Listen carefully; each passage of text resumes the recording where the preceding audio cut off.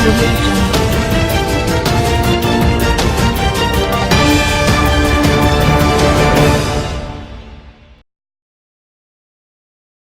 वालेकुम। आप देख रहे हैं कि न्यूज HD। मैं हूं कुदसे शौकत। खबर शामिल करते हैं आरिफ वाला से।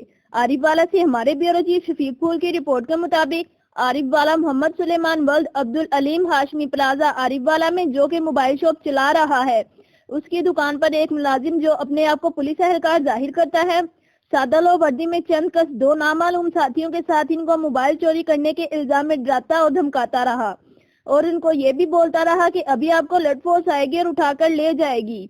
इन लोगों को आपने इतने मोबाइल सेल की हैं और 30 बोर पिस्टल निकाल कर धमकियां देता रहा। इस दौरान चंद हमसाया दुकानदार ने बेच बचाव करवाया खालिद नामी, जो कि अपने आप को पुलिस मुलाजिम जाहिर करके आरिफ वाला में लोगों से लाखों रुपए ब्लैकमेल कर रहा है।